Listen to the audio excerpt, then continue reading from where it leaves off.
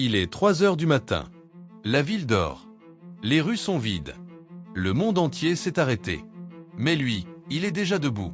Il noue ses lacets dans le silence. Il ne dit rien à personne. Il ne poste rien. Il ne cherche pas de validation. Il sait simplement ce qu'il doit faire. Et il le fait. Pendant que les autres rêvaient, lui suait. Pendant que les autres fêtaient, lui frappait des ballons contre un mur. Pendant que les autres se reposaient, lui recommençait. Ce garçon s'appelait Cristiano Ronaldo. Et personne, à cette époque, ne savait encore que ce nom allait résonner dans chaque stade de la planète. Tout ce qu'on voyait, c'était un gamin maigre venu d'une île perdue dans l'Atlantique. Un enfant de la pauvreté. Un fils d'un jardinier et d'une femme de ménage. Pas de privilèges. Pas de piston. Pas de filet de sécurité. Juste un ballon. Et une obsession. Mais voici ce que la plupart des gens ne savent pas sur Cristiano Ronaldo. Ce que tu vas voir dans ces vidéos, les buts en finale, les célébrations, les trophées levés vers le ciel, ce n'est pas le vrai travail. Le vrai travail, personne ne le filme. Le vrai travail, c'est ce qui se passe dans l'obscurité. C'est ces matins d'hiver où la pluie tombe et où le terrain est boueux, et où tous les autres joueurs sont encore sous leur couette. Lui est là, seul, qui frappe, encore, et encore. C'est ces nuits où ses jambes brûlent, où ses pieds saignent, où son corps lui crie d'arrêter. Et où il répond, non. Il y a une histoire que peu de gens connaissent. Une histoire vraie. Quand Cristiano était encore au Sporting Portugal, à l'âge de 12 ans, ses coéquipiers le remarquaient souvent après l'entraînement. Tout le monde rentrait à la maison. Lui restait. L'entraîneur éteignait les lumières. Lui continuait. Un soir, quelqu'un lui a demandé « Pourquoi tu restes toujours après ? Tu es déjà le meilleur ici. » Cristiano a levé les yeux. Et il a dit quelque chose d'une simplicité absolue. Être le meilleur ici ne suffit pas. Je veux être le meilleur du monde. 12 ans. Pas encore de contrat professionnel. Pas encore de ballon d'or. Pas encore de millions. Mais déjà cette clarté. Cette certitude tranquille que pour être exceptionnel, il faudrait faire ce que les autres ne font pas. Pas seulement travailler plus fort. Travailler différemment. Travailler dans les moments où personne ne regarde. Parce que c'est là que se construit le champion. Dans l'invisible. Tu sais, il y a un mythe dans notre société. On pense que les grands hommes, les femmes extraordinaires, les personnes qui réussissent, on pense qu'ils ont reçu un don du ciel. Qu'ils sont nés comme ça. Qu'ils ont eu de la chance. C'est le mensonge le plus confortable qui soit.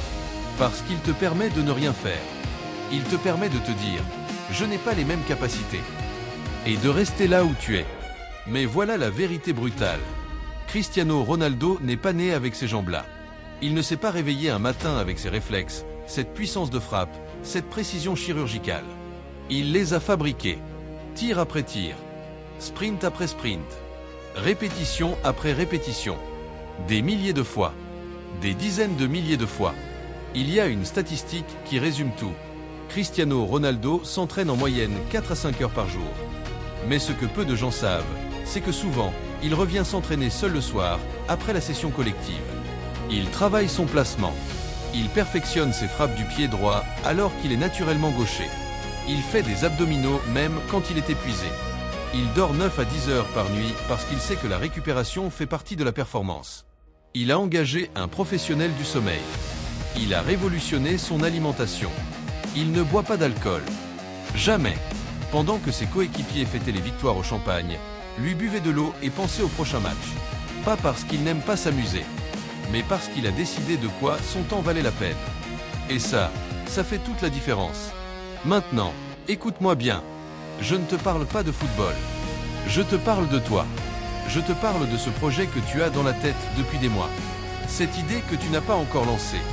Ce rêve que tu repoussas chaque semaine en te disant « Je commencerai lundi ». Ce lundi qui n'arrive jamais. Je te parle de ce que tu ressens quand tu regardes quelqu'un qui a réussi et que quelque chose en toi se serre. Parce que tu sais, au fond, que toi aussi tu aurais pu. Que toi aussi tu pourrais. Si seulement tu travaillais dans l'ombre comme lui. Voici ce que Cristiano Ronaldo a compris très tôt. Le succès ne se voit pas. Ce qu'on voit, les trophées, les stades pleins, les buts en finale, c'est juste la partie émergée de l'iceberg. En dessous, dans le noir, dans le froid, dans la douleur, c'est là que tout se joue. Et les gens qui regardent de l'extérieur voient la gloire. Ils ne voient pas les 3 heures du matin. Ils ne voient pas les genoux douloureux. Ils ne voient pas les larmes de frustration après une mauvaise session. Ils ne voient pas les doutes. Parce que les champions ne montrent pas leurs doutes en public. Ils les avalent. Ils les transforment. Ils les brûlent comme du carburant. Il y a un moment dans la carrière de Ronaldo que j'ai besoin de te raconter. Nous sommes en 2008. Manchester United. Cristiano vient d'avoir une saison extraordinaire.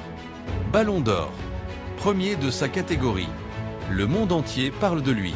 Et pourtant, pendant l'été qui suit, pendant que ses coéquipiers sont en vacances sur des plages, lui est dans une salle de sport à s'entraîner. Quelqu'un lui demande « Pourquoi ? Tu as déjà tout prouvé ?» Il répond « C'est exactement pour ça que je dois travailler encore plus. Maintenant, tout le monde veut me battre. » Tu comprends ce que ça signifie ? Le succès ne lui a pas donné envie de ralentir. Il lui a donné encore plus faim. Parce que c'est ça, la vraie différence entre quelqu'un qui réussit une fois et quelqu'un qui construit une légende. Ce n'est pas le talent, c'est l'appétit. L'appétit qui ne se rassasie jamais. La flamme qui ne s'éteint pas. L'homme qui se lève quand les autres s'allongent. Et maintenant, je veux que tu fasses quelque chose. Je veux que tu fermes les yeux une seconde. Juste une seconde. Pense à ta vie. Pense à l'endroit où tu en es. Est-ce là où tu veux être ? Est-ce que tu te lèves chaque matin avec cette flamme dans la poitrine ? Est-ce que tu travailles sur ton rêve, même quand personne ne te regarde ? Est-ce que tu sacrifies quelque chose de confortable pour quelque chose de grand ? Ou est-ce que tu attends ? Est-ce que tu attends que les conditions soient parfaites ? Que tu aies plus d'argent, plus de temps, plus de confiance, plus de soutien ? Je te dis quelque chose de difficile à entendre. Les conditions ne seront jamais parfaites. Cristiano Ronaldo n'avait pas de conditions parfaites. Il avait un père alcoolique. Il avait une arythmie cardiaque qui a failli mettre fin à sa carrière à 17 ans. Il a pleuré dans les vestiaires quand il s'est fait siffler par ses propres supporters lors de ses débuts à United. Il avait toutes les raisons d'abandonner. Il a choisi de continuer. Et c'est ça le vrai secret. Pas le talent, pas la chance, pas la génétique. Le choix. Chaque matin. Le choix de se lever. Le choix de travailler. Le choix de croire, même dans le silence, même dans l'obscurité, que ce que tu construis compte. Que tu auras ta scène un jour.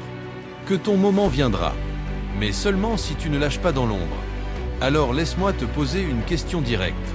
Qu'est-ce que tu es en train de construire en ce moment, dans l'invisible ? Qu'est-ce que tu travailles quand personne ne regarde ?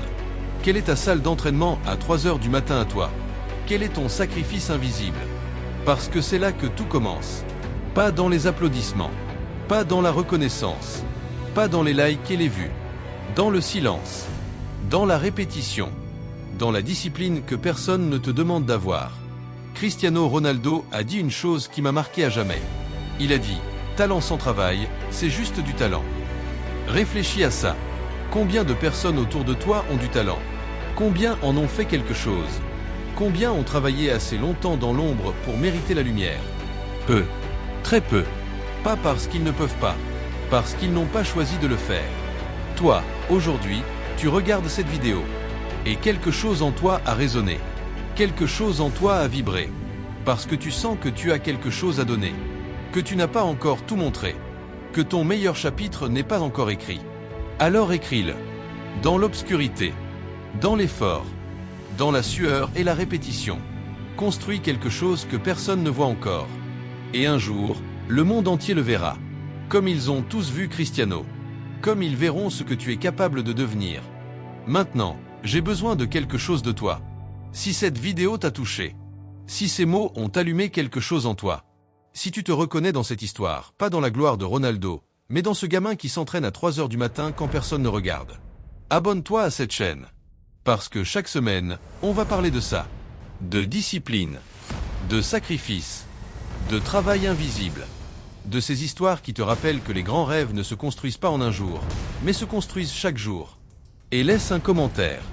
Dis-moi, si Cristiano pouvait te lire en ce moment, qu'est-ce que tu lui dirais ? Qu'est-ce que tu lui demanderais ? Qu'est-ce que tu voudrais qu'il sache sur ton combat à toi ? Écris-le. Maintenant.